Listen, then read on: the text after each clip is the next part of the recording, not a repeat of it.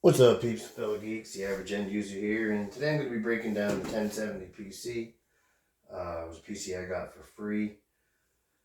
Yeah, so I'm just going to start tearing it down. Start taking off the side panels. So be careful, one of the feet on the bottom broke off, and it actually holds the side panel up.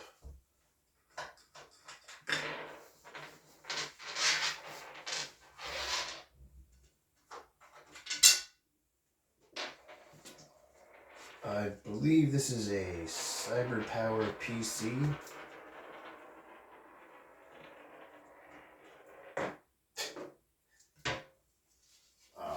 This case is actually a little unique in that both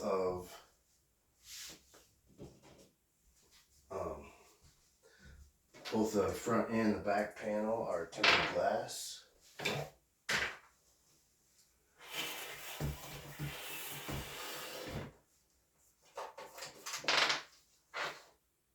The person that gave me this PC never took the peel off the glass on either side. Oh, it actually looks like a crack. Well, I do believe when I rebuild this, I am not going to be reusing this case. Oh, not a crack. Oh, scratch. Just because the foot's broke, where the power supply goes, it's a little bent up.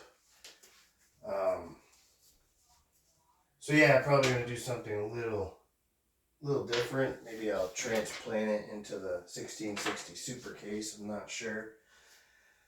So yeah, right here we have the insides of the PC. I'm just going to start unplugging stuff. And then I'll go over some parts. So I'm taking everything out. Starting with the graphics card. In case you were wondering, all you need to dismantle a PC is a screwdriver. Usually Phillips head.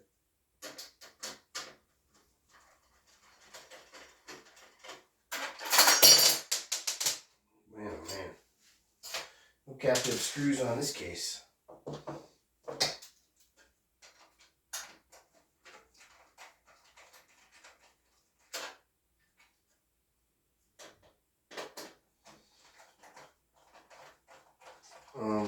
Reason I'm tearing this apart, if any of you watched the last video entitled I Bricked It, I do believe I updated the BIOS past with this, past the current CPU generation in it, so I got a B450 motherboard that I'm going to try and transplant processor in and see if it comes back. Here we have an MSI, I do believe this is the 1070, maybe Ti, I think, 1070 Ti, yeah. MSI, single blower style. Nice card, very clean.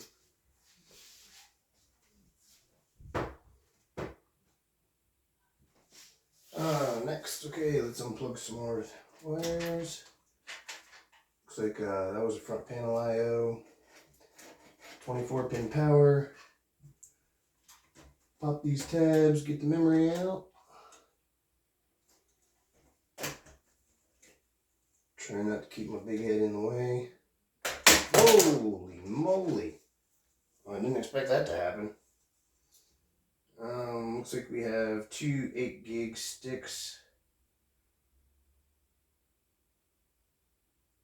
Evo Potenza by Gale, not sure. I mean, I've heard of the company, but I'm not sure what company it is. Okay, a couple more wires to unplug. The 8 pin, now I do believe it's just a matter of popping these screws out and I can pull the motherboard out. Much easier to do that with the case on its back.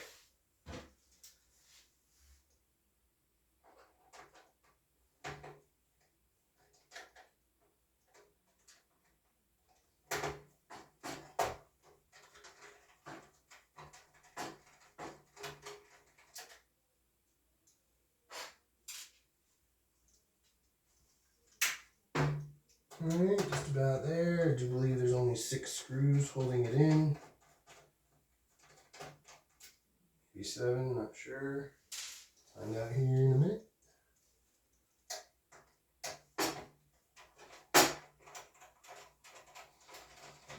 And then after this is tore down, like I said, the next video is going to be me trying to get it back up and running.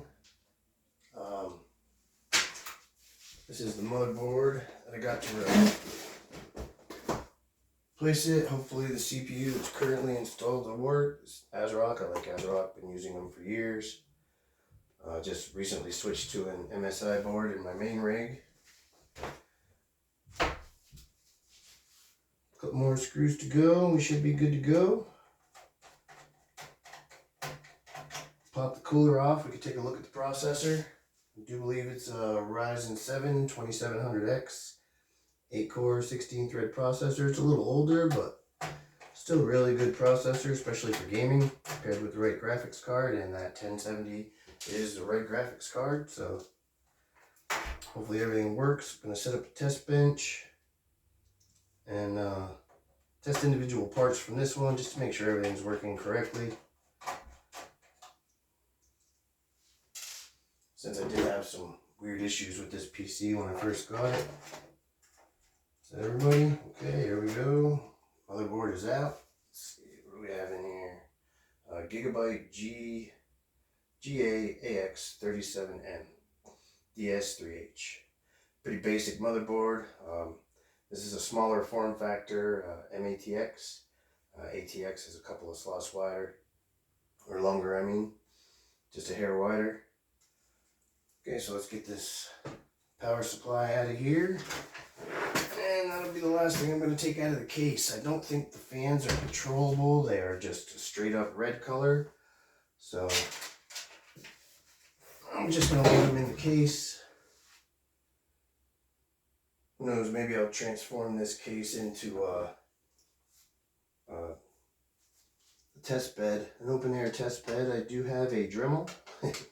Never used it. Got some other tools as far as cutting PC cases. I've done some minor stuff.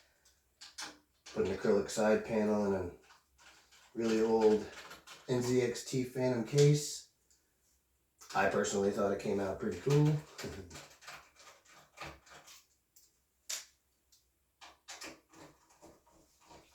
This case actually has a bracket for the power supply. You remove screws to get the bracket out, and then you have to remove the bracket from the power supply.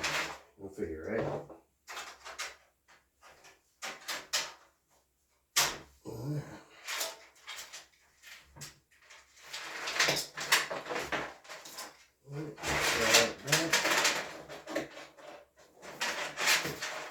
What do we have for a power supply here? Thermaltake Smart 600 watt. 80 plus white, I'm guessing. I don't see a bronze badge.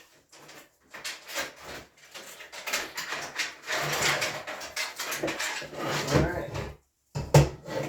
Power supply is free. Case out of the way.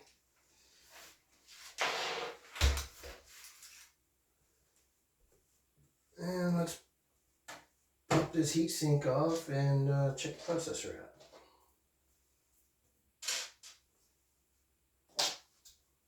Okay, forgot. This is an easy one to remove. Little tip. A lot of times you'll go to take the fan off of the processor and you will rip the processor right out of the socket. It's extremely scary. Talking from experience, I know I've done it. So I usually try to give it a little twist to the left or the right. Break the thermal paste. Make sure both clips are unclipped, which it does not want to do. There we go. Unplug the fan. There we go. And there we go. Popped right off. Give me a second, let me find something to clean this thermal paste off.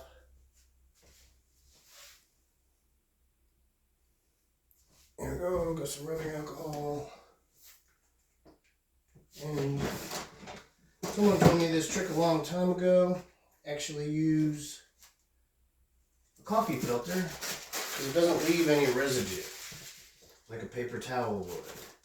I have some alcohol pads somewhere, just not quite sure where they're at the moment because my shop is a complete and utter wreck.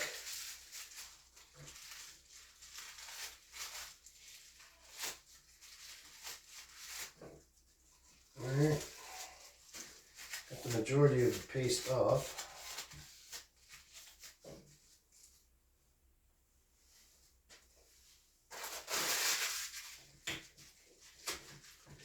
This little isopropyl alcohol, this is actually 91%. The higher the concentration of alcohol, the better.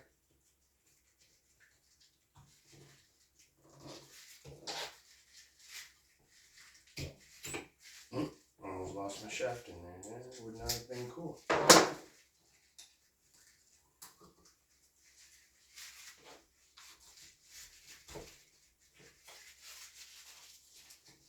Ah, the glorious things of PC building.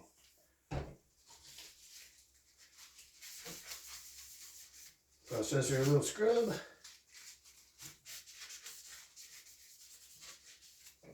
Alright, and you just lift this little bar up, this retention bar. And processor pops right out. Take a closer look. It said Ryzen 7 2700X, 2800X, I can't even remember. 2700X. Hopefully this is all in focus. Well, for now, this is the average end user signing out. Like I said, the next video will be trying to rebuild this back up, putting this processor into this motherboard and see if we get a boot. Remember, if you haven't already, hit that subscribe button so you can make sure to check out the next video.